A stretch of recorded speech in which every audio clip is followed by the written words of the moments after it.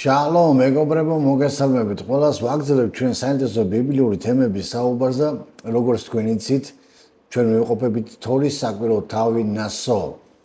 წინა ვიდეო ჩვენ ვისაუბრეთ ცენტრალურ თემაზე ამ თორის საკვირო თავისა ნასო, რომელსაც ქვია ბირკატ ჰაკოჰარიმ, ანუ აარონის კურთხევა, აარონის დალოცვა და ჩვენ სიტყვით მთავარი ზმნები განვმარტეთ ამ ლოცვისა, რა არის მნიშვნელობა.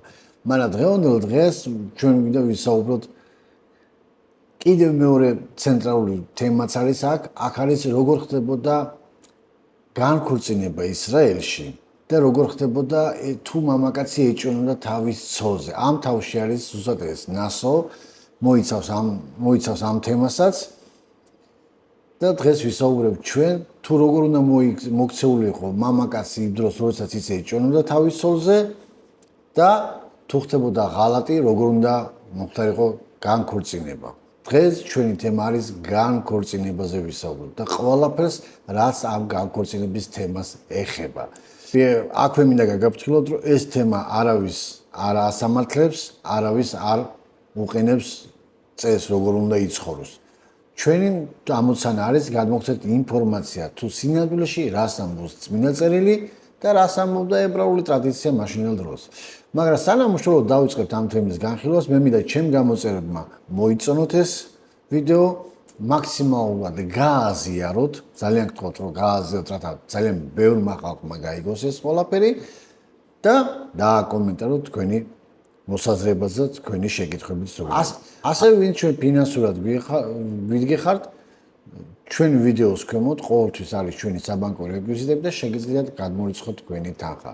ვიმეორებ, რომ თქვენი ფინანსური დგომა ძალიან მნიშვნელოვანია ჩვენთვის, ჩვენი არხის ფუნქციონირებაში და მის განვითარებაში. თუ თქვენ მოგწონთ ეს არხი, მაშინ გთხოვთ ლოცვაში და ფინანსურად დაგვიდექით თქვენ. წინააღმდეგ შემთხვევაში ჩვენ გვეცოდინება რომ თქვენ არ გაინტერესებთ ეს ყველაფერი და ჩვენც დავხურავთ ამ არხს. იმიტომ რომ აქ მოცილები არავინ არ არის. მაშასა დღევანდელი თემა განქორწინება როგორ ხდებოდა ძველ აღთქმაში. მაგრამ სანამ უშუალოდ განქორწინებაზე გადავალთ, თორის საკვირო თავი ნასო გვიამბობს ესეთ რამეს, რომ ეჭვიანობა როგორ ხდებოდა. მაგალითად, მამაკაცი ეჭვიანობს თავის ცოლზე, მაგრამ მას მტკიცებულება არ აქვს. თქვენიც რომ ნებისმიერი სასამართლო საქმე მტკიცებოდა 2 ან 3 მოწმე უნდა ყოფილიყო. მაგრამ როდესაც მამაკაცს არ აქვს ეს დამტკიცებელი საბუთი, რომ თავისმა ცოლმა უღალატა, მაშინ როგორ უნდა მოიქცეს? მაშინ რა გზა აქვს? რა ხერხი აქვს? ძალიან საინტერესო მცნება მიცა ღმერთმა ამ ადამიანებს. ეს მცნება შემოკარგება უნიკალურია იმით, რომ ეს მცნება პირდაპირ იცავს ქალის უდანაშაულობის პრეზოლუციას. ძალიან მნიშვნელოვანია რომ თქვენ გესმოდეთ ეს. იმ დროს ეს იყო know-how კანონი რო იტყვენ. საერთოდ ახალი ხედვა იმ დროინდელ კანანის ქვეყნებში. რადგან ხამურაპის კანონებში ესეთი იყო კანონი ქონდა ხამურაპის დროს მიღებული კანონი და კანანელებიც ასე ცხოვრობდნენ ამ კანონის ამ წესით რომ თუ ქმარი ეჭვენოდა თავის ცოლზე ეს ქალი უნდა ჩამხდარიყო დინარე ევფრატში თუ ის გადარჩებოდა მაშინ უდანაშაულოა მაგრამ თუ ის დაიხჩებოდა ის ესე იგი დამნაშავე არის მაგრამ აქ არის ერთი ნიუანსი რომ თუ სულ არის ის ქალმა რა უნდა ქნას მაშინ ის განწირულია დახშობის წაწეს მაგრამ ეს მცნება რომელიც მოსემ მიცა უფალმა დაუდო მოსეს მეშვეობით ხალხს ეს მცნება პირდაპირ იცავდა ქალის უდანაშაულობის პრეზოლუციას და გეტყვით რა მცნება იყო ეს მაგალითად როდესაც ქალი ეჭვიანო მამაკაცი ეჭვიანობდა თავის ცოლზე მას მიყავდა ღვთელთან ეს ქალი აუცილებლად უნდა წასულიყო ღვთელთან ღვთელი ამ ქალს გამოკითხავდა და შემდეგ ასეთ რამეს აკეთებდა ღვთელი აიღებდა წმინდა წყალს წმინდა წყალი ეს არის არ გეგონოთ ნაკურთხი წყალი ან რამე ღვთლის მიერ შელოცვილი წყალი ეს საერთოდ ღვთლების გვიანდელი მოგონილია წარმართი ღვთლების ვამბობ ებრაელებს ეს არასდროს არ ქონდა რომ წყალი ან ეკურთხებიათ ან რამე და ეს ამიტომ წმინდა წყალი ეს არის აბსოლუტურად ცხაპარი ამაზე შემდეგ ვიდეოებში ვილაპარაკებთ, მაგრამ ბიბლია რას უწოდებს წმინდა წყალს? უნდა გვესმოდეს ჩვენ და მაშინდელი ებრაული საზოგადოება რას უძახოდნენ წმინდა? წმინდა წყალი ეს არის გამდინარე წყალი, ხალხო. ანუ გამდინარე მდინარე, წყარო, ნაკადული, ეს ყველაფერი ითვლება წმინდა წყლად. აიღებდა ღვთელი წმინდა წყალს, ჩაასხამდა თიხის ჭურჭელში, შემდეგ ღვთელი წერდა ესეთ რამეს. მეორე რჯულიდან იყო, მეორე რჯულის 22-ვე თავში არის დაწერილი როგორც კურთხევა, ასევე წყევლა. ამას ყველაფერს ღვთელი ჩამოწერდა პერგამოზე და შემდეგ პერგამოზე ასხამდა ამ წმინდა წყალზე, ჩამობანდა ამ იმაში და ამ თიხის ჭურჭელში გადადიოდა ეს ყველაფერი წყალი. ასევე იღებდა ღვთელი მტვერს, რომელიც იყო საწმინდარში, ამ იატაკის მტვერს იღებდა და იმასაც ყრიდა. აქ არის ერთი ძალიან მნიშვნელოვანი მომენტი, რომ ღმერთის დამოკიდებულება ოჯახზე როგორი იყო. ეს არის ერთადერთი შემთხვევა, როდესაც ღმერთი აძლევდა თავისი სახელის ჩამორიცხვას, ან წაშლის უფლება. რა თქმა უნდა, ის იშლებოდა, როდესაც ის ჩამოირიცხებოდა, ის მელანი და ის ყველაფერი გადადიოდა ამ წყალში. ეს არის ერთადერთი შემთხვევა, როდესაც ღმერთი აძლევდა ამის უფლებას. სხვა შემთხვევაში ებრაელები ძალიან ცდილობდნენ ღმერთის სახელი, რაზეც ნახსენები ყოფილიყო, ის არ დაეზიანებათ, ან არ დაეწვათ, ან არ დაეხათ. ისინი ძველ ბიბლიებს, ძველ თორას, რომელიც ის ფუჭდებოდა გარკვეული პერიოდის შემდეგ გამოყენებაში, როდესაც ისინი იყენებდნენ, ისინი მას არ ანადგურებდნენ, არ წვავდნენ. ისინი მათ ახვევდნენ სპეციალურ აბრეშუმის ნაჭერში და შემდეგ დებდნენ თიხის ქოთანში და ამ თიხის ქოთანს მარხავდნენ მიწაში. აი ესე იყო აღმოჩენილი კუმრანის ხელნაწერები, რომელიც მოაღწია ჩვენამდე ჩემოგარგებო რომ იცოდეთ. ამ ებრაულმა ტრადიციამ. ანუ მითი იმის შესახებ, რომელსაც ქრისტიანებს უყვართ, ტრადიციულ ქრისტიანებს, ტრადიციულ ქრისტიანობაში თქვენ როგორც იცით, მე ყოველთვის გულისხმობ კათოლიკებს და მართლმადიდებლებს, რომელთაც უყვართ და ამბობენ, რომ ებრაელებმა თითქოს დაწვეს ბიბლია და საერთოდ ახალი თარგმანი შექმნეს, ეს არის აბსურდი და ზღაპარი. მოგონილია, მათ წარმართული, მათ გონიათ, რომ ებრაელები მართნაირად ფიქრობენ, მაგრამ განსხვავება არის.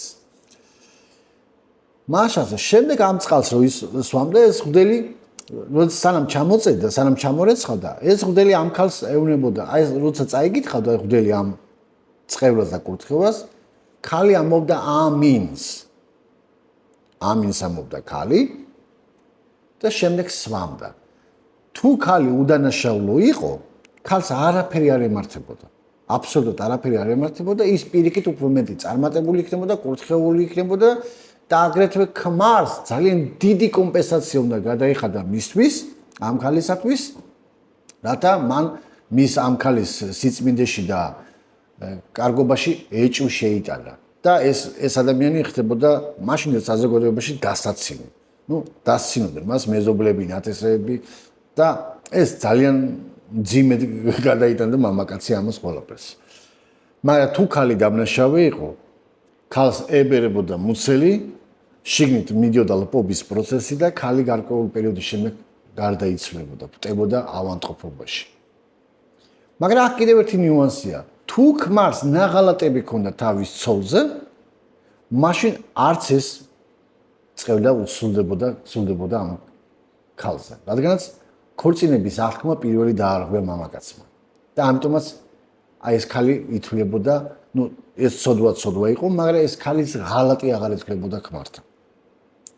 და ამ ღალატის გამო ის წყევლა აღარ სრულდებოდა მას. ესეც საინტერესოა რა. ამიტომაც ღვთლები ასე აკეთებდნენ. ამას ტოსებთა გვეუბნება. ტოსებთა ეს არის თალმუდის წიგნი, როდესაც მამაკაცი მიდიოდა ღვთელთან და ეუბნებოდა, რომ ეს ასე ჩემ ცოლზე ასე ეჭვი მაქვს, ღვთელი პირდაპირ უსვამდა შეკითხვას. შენ უღალატე თუ არა? თუ უღალატე, მაშინ ღვთელი აღარ ატარებდა ამ პროცედურას საერთოდ. მაშინ უნდა რომ ეს აზრი არ აქვსო ამ იმას გაკეთებასო. მაგრამ თუ ქმარი ამბობდა, რომ მე არ მეღალატეა ჩემი ცოლისთვის და პირიქით ყველაფერს ვაკეთებდი, მაშინ ღვთელი ეუბნებოდა მოიყვანე მაშინ შენი ცოლი და გაივლის ამ პროცედურას. შეიძლება ვინმე თქვას, რომ ეს ქალის დამაკნინებელი პროცედურა იყო, მაგრამ არა, ჩემო კარგებო, ეს პირიქით ეს პროცედურა იცავდა ქალის უდანაშაულობის პრეზოლუციას. რადგანაც როდესაც არაა მოწმე, არ ყავს მოწმე ამ ამბავს და ამ ქალის დადანაშაულება ხდება, ამ ქალს ამ პროცედურის მიხედვით უწევს დამტკიცება, მაგრამ ამ მტკიცებს ღმერთი მის უდანაშაულობას. საბოლოო სიტყვა აქვს ღმერთს და ესაა ძალიან მნიშვნელოვანი რამე, რასაც ჩვენ თორის საკვირაო თავი გვეუბნება, რომ უდანაშაულო ადამიანს ღმერთი იცავს, ღმერთი ამასთან. ესაა ძალიან მნიშვნელოვანი, რომ ჩვენ გვესმოდეს ეს თემა. ეს არის საკითხი, რომელიც ეხება, როდესაც მამაკაცი ეჭვიანობს.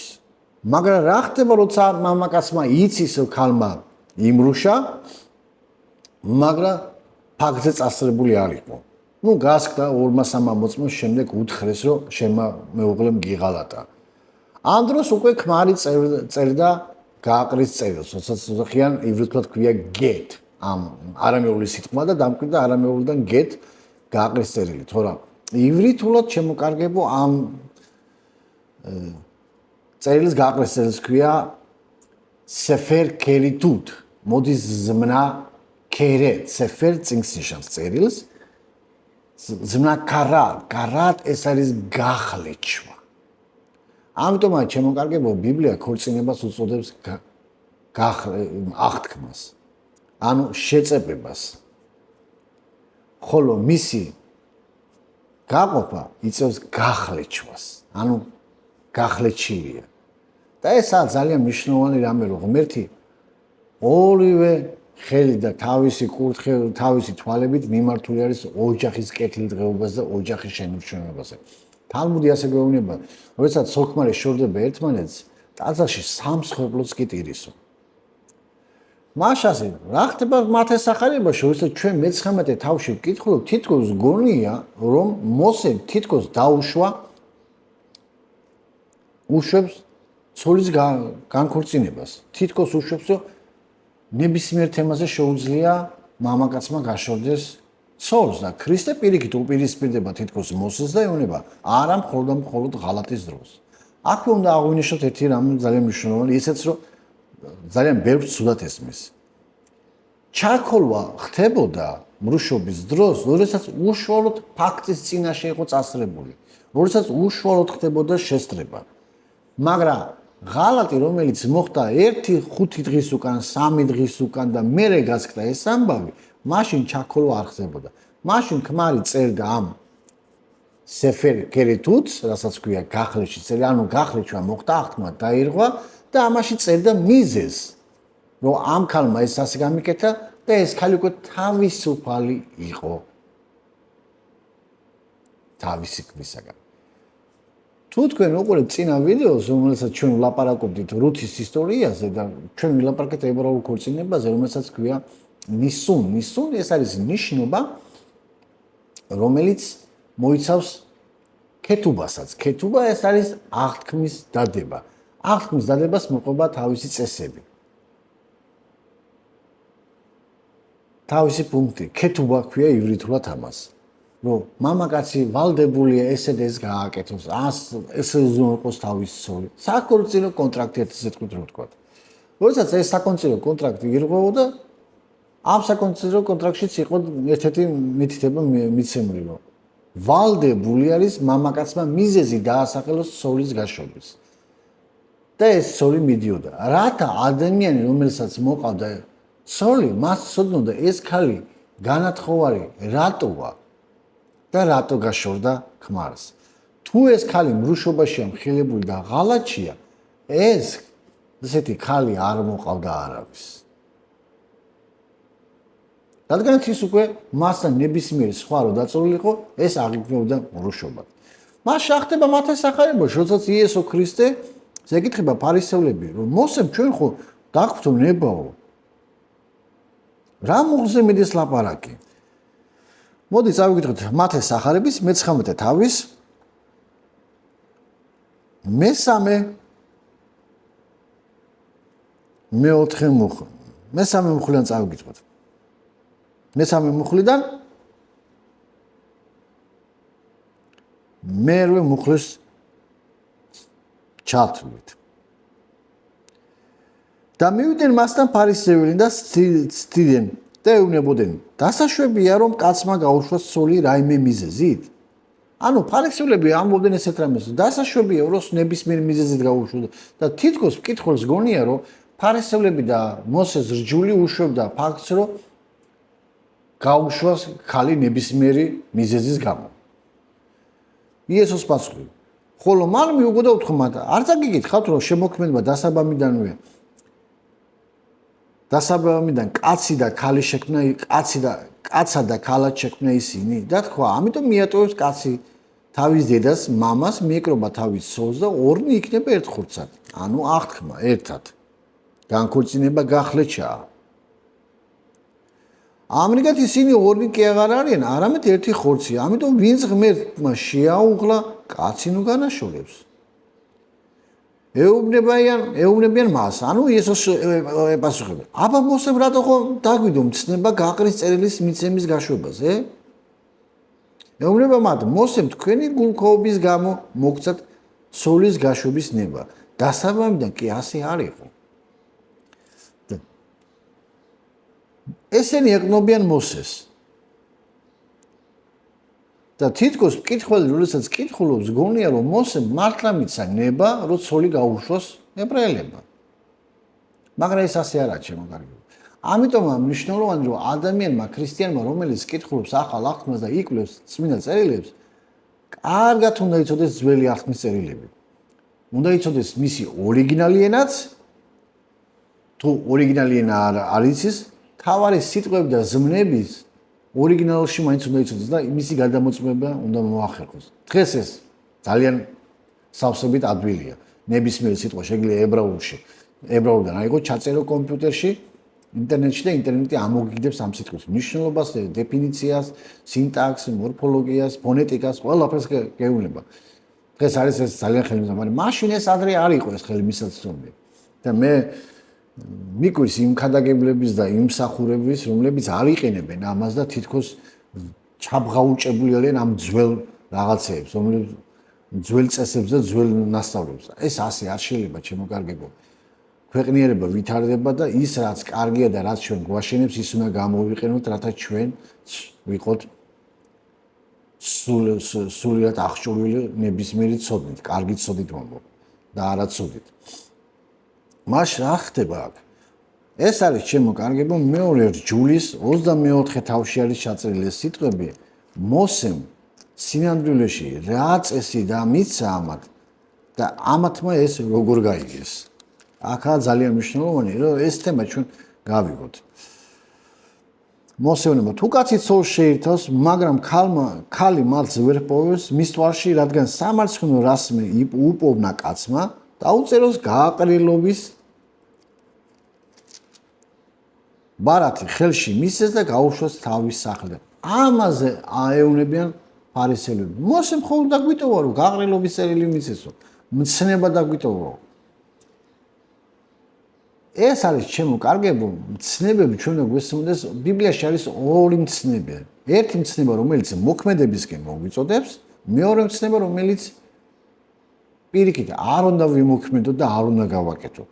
ეს მცნება არის ისეთი მცნება, რომელიც მოქმედებისკენ არ მოგიწოდებს, არამედ პირიქით გეუბნება, რომ აქამდე არ უნდა მიიყვანოს საქმე.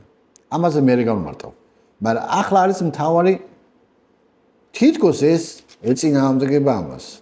იესოს სიტყვებს, მაგრამ მოსემ ხო თქვა კაცო, ფარისევლებმა წყوار შეცდენ. და იესოუნება მოსემ ეს თქვენ გულქოობის გამო მოგცათო. ძალიან საინტერესო თითქოს ურთიერთსაწინააღმდეგო სიტყვებია, მაგრამ მოდი, როცა წავიკითხავთ კარგად, დაკვირვებით, თქვენ მეწმუნეთ, რომ გაიგებთ ყველაფერს, რა შეა საქმე. პრობლემა არის იმაში, რომ კაცი, რომელიც თავის სულს კაცი, რომელიც ცოლის ქმრის თვალში მალტს ვერ პოვებსო. რადგანაც სამარცხვინო რამეს უპოვნის მისი ქმარი. სამარცხვინო რამე აქ არის ძალიან საინტერესო და ერთ-ერთი რთული ზმნა სათარგმნოდ ეს არის ერვავ და ვარ. ერვავ და ვარ ითარგმნება როგორც სამარცხვინო საქციელი, ასევე სამარცხვინო სიტყვა. ამიტომაც ჩემო კარგებო ებრაულ კონცეფციაში სიტყვა და საქმე ერთადაა. ადრე თუ გახსოვთ საქართველოში გამოდიოდა ესეთი გაზეთი, ახლა არ ვიცი სიტყვა და საქმე. ანუ ებრაულ კონცეფციაში სიტყვა და საქმის ერთი კონცეფცია იყო. ამიტომაც ფარისევლებმა ეს რთული განმარტება თავის თავზე მოირგეს. თავის თავზე მორგება ნიშნავს ეს, რომ იყო ესეთი პიროვნება იესო ქრისტეს დროს, იესო ქრისტემდე ის 100 წლით ადრე ცხოვრობდა, მაგრამ იყო ესეთი პიროვნება რაბი ჰილელი, რომელიც ამბობდა, რომ ცოლის გაშვება შეიძლება ნებისმიერი მიზეზის გამო, ქმრის უპატისმრებლობის გამო, მაგალითად ქმარს ცივი წვნიანი გაუკეთა. ამით ის ქმარს არაფასებს, ამიტომ მას აქვს უფლება გაუშვოს თავის ცოლი. მაგრამ იყო სხვა მოსაზრებაც, იყო ესეთი რაბი შამაი, ის იყო უფრო კონსერვატიული ღვთის მიმდევარი, ის ამბობდა, მხოლოდ და მხოლოდ თუ ქალმა იმრუშა, მაშინ უნდა გაუშვოს კაცმა თავისი ცოლი. ამ კითხვიდან გამომდინარე, ჩვენ ხვდებით, რომ ეს ფარისევლები, რომელიც იესო ქრისტეს ცდიდნენ, ეს იყვნენ რაბი ჰილელის სკოლის მიმდევრები. რადგანაც მათივე კითხვაში მათ უნდათ გამართლება ცოლის გაშვების და მათი რაბი ჰილელის მთავარი კონცეფცია იყო, რომ მთავარია გაყრის წერილი მიცეო. სამწუხაროდ დღევანდელ იუდაიზმში ამ მოსაზრებამ უფრო ფართო გამოხმაურება ჰპოვა, ვიდრე რაბი შამაის აზრმა. რატომ? გეტყვით ახლა. შუა საუკუნეებში, როდესაც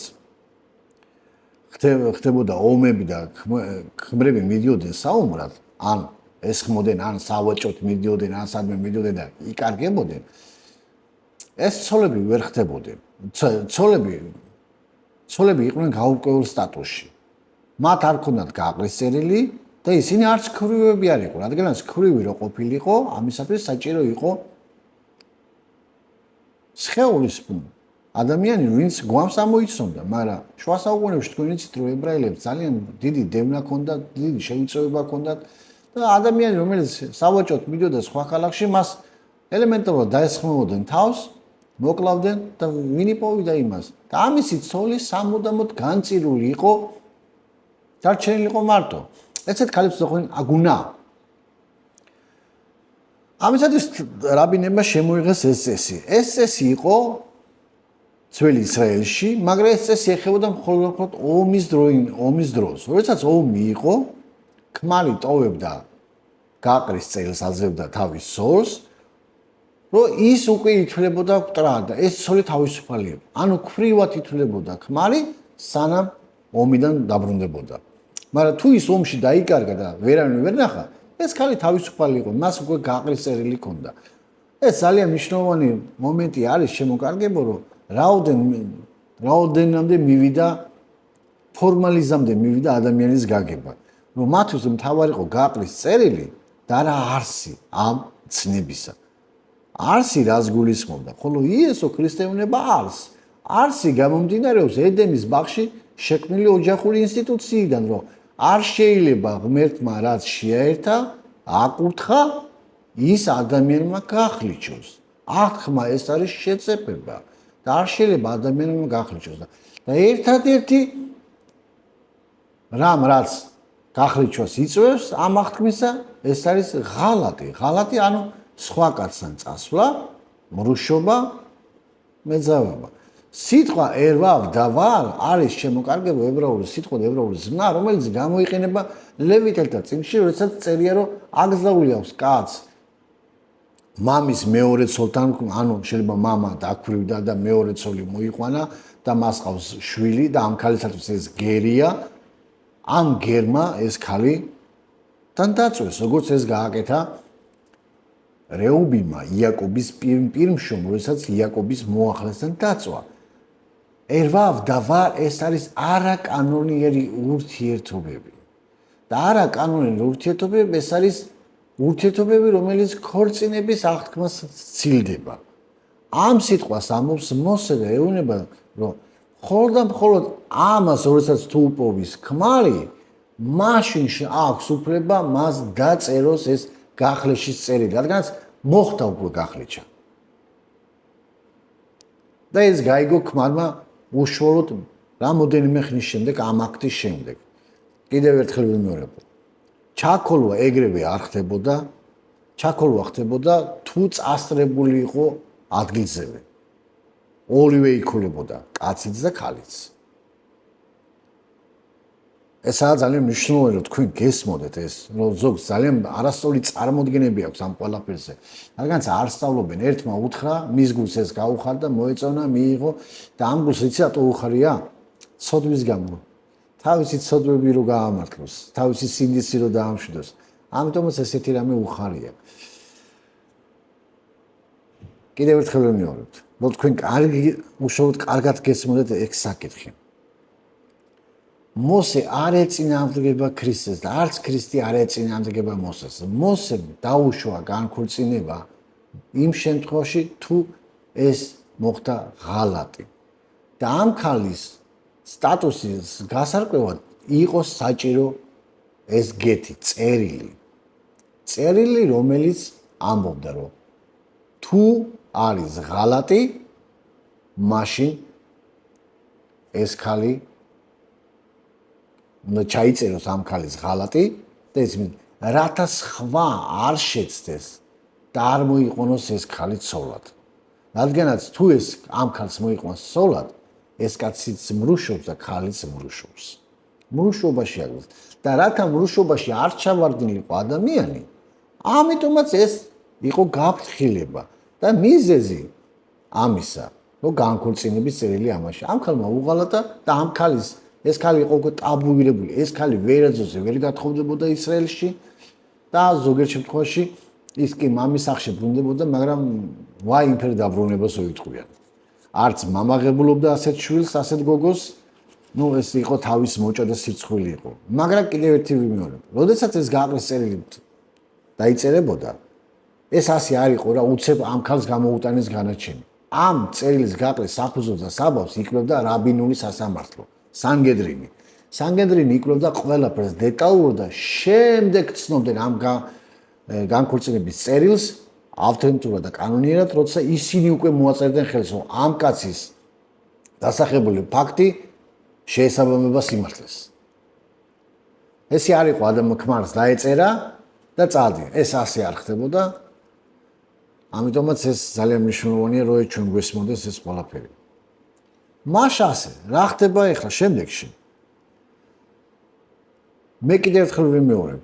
აქ არ არის ლაპარაკი დღევანდელ ჩვენ არ უნდა შევხვდოთ დღევანდელი სიტუაციიდან გამომდინარე, როდესაც ქმარი არის ნარკომანი, როდესაც ქმარი უტყამს ცოლს, ესეთ ცოლი ჯობია ასეთ ქმარს გაეცავს, რადგანაც აქ უკვე სიცოცხლესთანაა საქმე.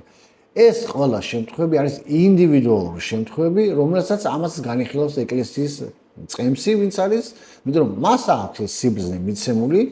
მე ეს არაზოს არ ვეხები ასეთ რაღაცეებში, როცა მე მეკითხებიან, ვეუბნები, რომ მე ეს საკითხი არ მესმის, ამაში კომპეტენტური არა ვარ. ყველა საკითხი არის ინდივიდუალური. მაგრამ ზოგადად რასაც ამბობს ბიბლია ამბობს, რომ ქალი, რომელიც მრუშობაში არის მხილებული, არა დამტკიცებული და გაშორებული თავის ქმარს, ის ქალი ვერასოდეს ვერ გათხოვდება. სხვა მიზეზით ბიბლია არ იძლევა განქორწინებას. დანარჩენი მიზეზები, რომელიც შეიძლება დღეს თანამედროვე მიზეზი არის გამოწვეული, ნარკომანია, ლოთობა, ლუდომანია და ასე შემდეგ, ეს მიზეზები მაშინ არ არსებობდა. იმიტომ რომ მაშინ არ უტყამდა ქმარი თავის ცოლს, იმიტომ რომ ეს უკვე აკრძალული იყო, რადგანაც მონის გალახვის უფლებასაც არ ქონდა ჯოში ადამიანს, რომ იცოდეთ თავის ბატონს. ეს ისჯებოდა. ასევე ის ქმარიც დაისჯებოდა იმის გამო, რომ მან თავის ცოლზე ხელი აწედა და მამა წაიყვანდა თავის გოგოს და ის ქმარი მთელი ცხოვრება ვალდებული იყო, რომ ამ ცოლისათვის ფული ეხადა და კომპენსაცია გადაეხადა. მაგრამ ეს არ ხდებოდა მასიურად. თუ ერთი-ორი შემთხვევა თუ მოხდებოდა, აი ესეთი წესებიც იყო, მაგრამ მასიურად ესეთი რამე არ ხდებოდა. დანარჩენ შემთხვევაში იესო ქრისტეც და პავლე მოციქულიც ამას ამბობს, არ შეიძლება გაუშვა ქალი. თუ შენ ქალს უშვებ, სხვა მიზეზის გამო შენ მას მრუშობაში აგდებ. ანუ სხვა მიზეზის გამო შენ ქალის გაშვების უფლება არ აქვს. ამიტომ ეს ძალიან მნიშვნელოვანი რამე, რომ ჩვენ ჩემო კარგებო გვესმოდეს. კიდევ ერთხელ გეუბნებით.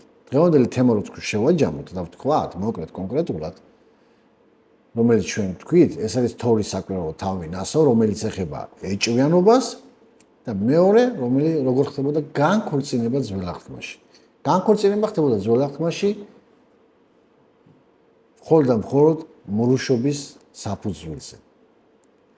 ქრისტეს დროს ფარისევლებმა შემოიმუშავეს, ამ ფარისევლებმა შემოიშოვეს, ვინც იესო ქრისტეს ევნებიან, რიგითი წესები და რიგითი კანონები. ამაზე ჩვენ შემდეგ ვიდეოში ვილაპარაკებთ, რომელსაც ვილაპარაკებთ მრუში დედაკაცი, რომელიც წასწრებული იყო, რომელიც მოუყვანეს იესო ქრისტეს მათ ისტორიას, რა მოიგონეს მაშინდელმა ფარისეულმა სკოლებმა და რა დაუპირისპირა იესო ქრისტემ და რა შეიცდებოდა იესო ქრისტე. ამაზე ჩვენ ვილაპარაკებთ შემდეგ ვიდეოში.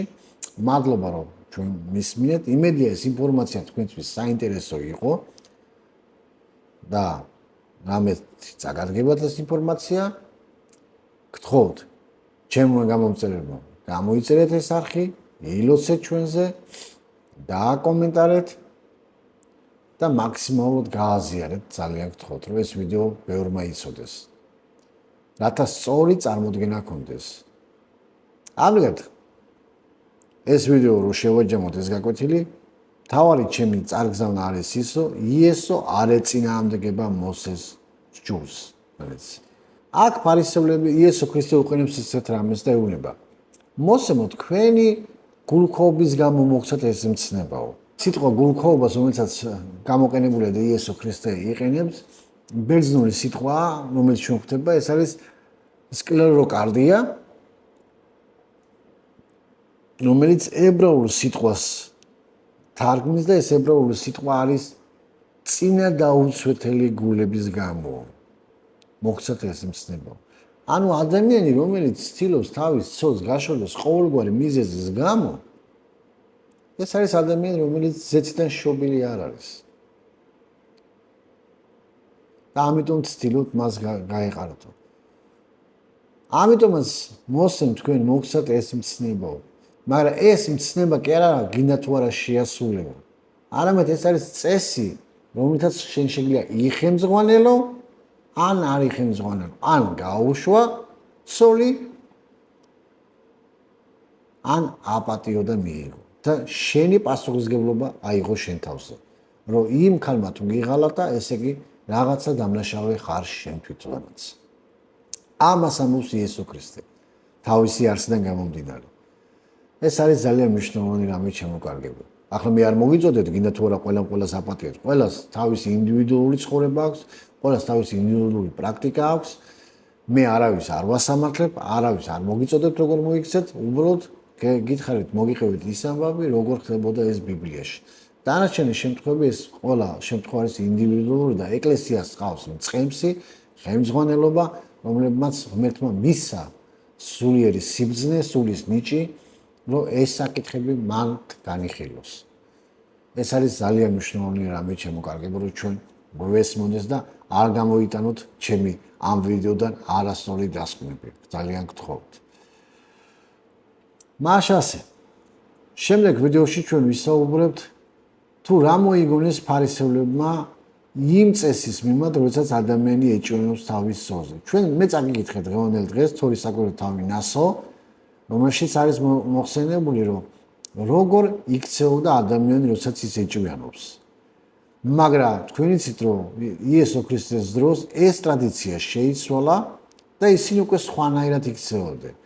წაგიკითხავთ თალმუდიდან, ტოსეფთიდან, კონკრეტულად როგორ იქცეოდა ფარისევლები მაგ დროს, რა სწრიდნენ ფარისევლები ღალატს და ქმარს გაშორება რო უნდა და რა საკეთებდა და რა ხრიკებს მიმართავდა. ეს ყველაფერი ჩვენ განვიხილავთ მეორე ვიდეოში, რომელსაც მალე ჩავწერთ ალბათ ღმერთის ნებით და წყალობით თუ ღმერთი ნებებს, თქვათ ყველა მიზრათა შენ იყოს უფლის ნება.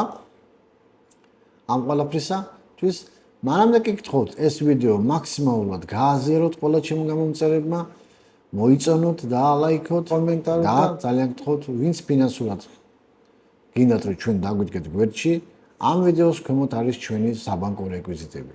და კიდევ ერთხელ გეუბნებით, თქვენი ფინანსური და ლოცვითი მხარდაჭერა ძალიან მნიშვნელოვანია ჩვენთვის. არხის არსებობისათვის და არხის უფრო განვითარებისათვის.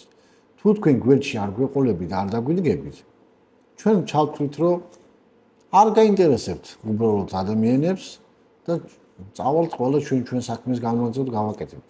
იმიტომ რომ აქ მოცილები არავინ არ არის შემოკარგებული. მაშასე, მადლობა ყურადღებისათვის, გაგრძელება იქნება.